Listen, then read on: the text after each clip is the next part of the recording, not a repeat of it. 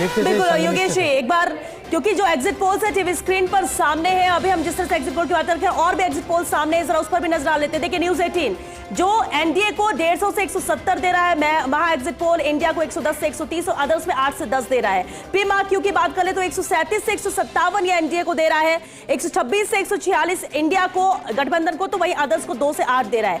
News 24 Maharashtra में exit poll news 24 का कहता है कि 152 से 160 सीटें यहां पर एनडीए के खाते में जा सकती हैं, 130 से 138 इंडिया गठबंधन के पास रह सकती है, तो 6 से 8 अदर्स में।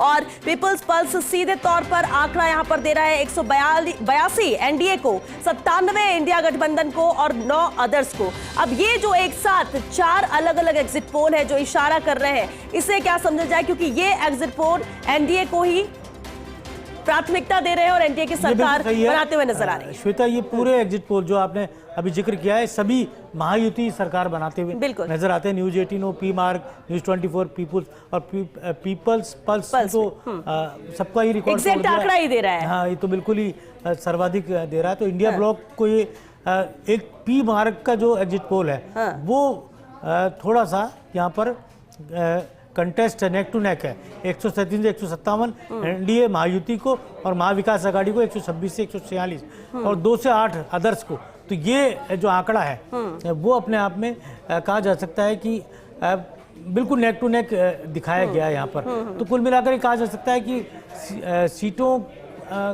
कुछ सीटें ऐसी होंगी जहाँ पर मार्जिन 3000, 4000, 5000 के अंदर रहने वाला है या 2000 के अंदर, क्योंकि ये जिस नेक टू नेक फाइट होती है तो इस तरह का रिजल्ट्स रहते हैं श्वेता, तो जहाँ पर अंदाजा लगाना मुश्किल होता है। कई जगह बागी खड़े हुए हैं। ये कौन से क्षेत्र के, विदर्भ में हो सकते हैं, मराठवाड़ा में हो सकते हैं, ये कैसा लग रहा है? क्या या मुंबई की हम बात कर लें? देखिए विदर्भ में सभी सीटों पर सीधा मुकाबला है। ये दिक्कत आएगी यहाँ पर मुंबई सेंट्रल के इलाके, जहाँ पर बागी भी खड़े हो रहे हैं, फ्रेंडली मैच भी, जहाँ पर देख लो नवाब सिद्दीकी भी जहाँ खड़े हैं अजित पवार की पार्टी से, वहाँ बीजेपी शिवसेना शिंदे ने भी अपना उम्मीदवार उतार दिया था।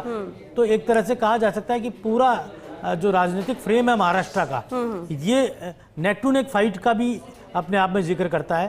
तो किस तरह से सीधे सटीक बिल्कुल। और महाराष्ट्र में कुछ और एग्जिट पोल्स जिसमें इलेक्टोरल एज की बात कर लें, ये सीधे तौर पर आंकड़ा दे रहा है महायुति को, एनडीए को 118, इंडिया को 150 और अदर्स में 20। ये इलेक्टोरल एज है जो कि ये आंकड़े दे रहा है। पोल डायरी की बात कर ले 122 से 186 एनडीए को, 69 से 121 इंडिया को और 12 से 29 अदर्स में। तो चाणक्य यहां पर कह रहा है 152 से 160 एनडीए को, यानी महायुति को ये इतना आंकड़ा दे रहा है, यानी कि सरकार बना रहा है यहां पर। इंडिया गठबंधन की बात कर ले 130 से 138 और 6 से 8 अदर्स में। पीपल्स पल्स यहां पर 182, 97 और 9। ये जो आंकड़ा है ये क्या कह रहा है योगेश जी? क्योंकि देखिए इलेक्टोरल एज की बात कर ले, ये भी सीधे तौर पर एग्जैक्ट आंकड़ा दे रहा है, लेकिन यहां पर महाआघाड़ी की सरकार बनाते हुए दिखा रहा है। और वही पीपल्स पल्स की बात कर ले, वो भी एग्जैक्ट आंकड़ा 182 का दे रहा है और महायुति की सरकार बनाते हुए यहां पर ये आंकड़े नजर आ रहे हैं।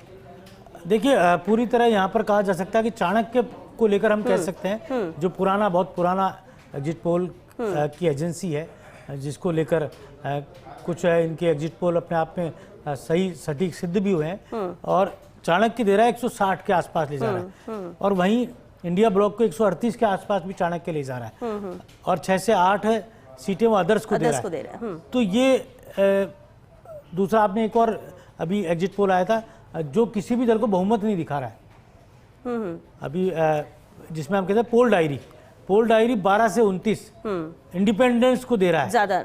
और यहाँ पर कहा जा सकता है कि ये इलेक्टोरल एज ने तो पूरी तरह 150 बता दी, लेकिन पोल डायरी तो फिर भी एनडीए के साथ यहाँ पर नजर आ रहा है 122 से 186 तक का दिखा रहा है आंकड़ा। 86 दे रहा है, उधर वो 121 भी दे रहा है और 12 से 29 अदर्स भी दे रहा है। अगर आप इसने सेफ साइड आंकड़े बहुत ज्यादा रख लिए हैं, अगर आप इनकी गणित को समझेंगे तो 288 सीटों को लेकर ये बहुत ही विरोधाभास है।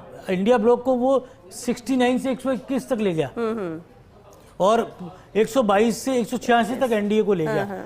तो ये अपने आप में 12 से 29 निर्दलीय को लेगा। तो इंडिपेंडेंट इतने अधिक संख्या में जीतेंगे, इसको लेकर मुझे संशय है, क्योंकि यहाँ पर महायुति में जो दल है और महाआघाड़ी में जो दल है वो अपने आप में उनके बड़े नेता चुनाव लड़ रहे हैं।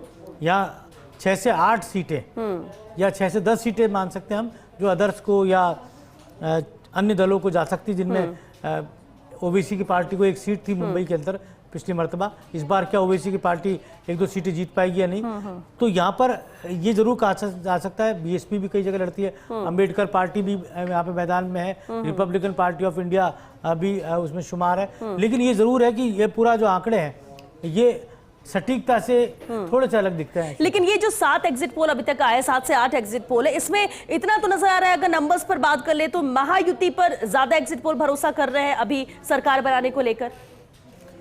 एक कारण है उसका कि उनके पास सीएम फेस है, उनके पास सीएम फेस है एकनाथ शिंदे, उनके पास सीएम फेस है देवेंद्र फडणवीस, इसलिए थोड़ा सा झुकाव एग्जिट पोल का उधर दिखता है। महाविकास आघाड़ी के पास का भी झुकाव इस वजह से भी हो सकता है। हाँ बिल्कुल, ये टर्निंग पॉइंट हो सकता है।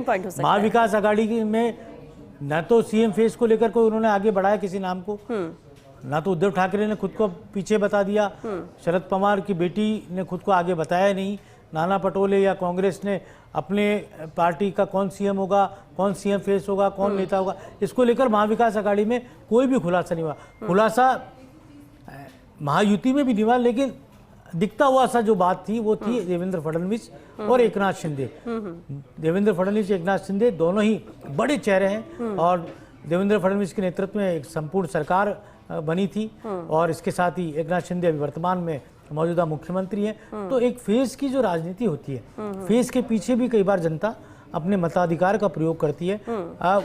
लेकिन अगर फेस फैक्टर इतना अहमियत रखता है तो फिर कांग्रेस या विपक्ष इंडिया की बात करें, वो फेस को सामने रखकर क्यों नहीं बढ़ते? कहीं इसलिए तो नहीं कि अगर फेस सामने रखेंगे तो बिखराव होगा, पहले जीत जाते इसके बाद देख लेंगे चेहरा किसे बनाना है।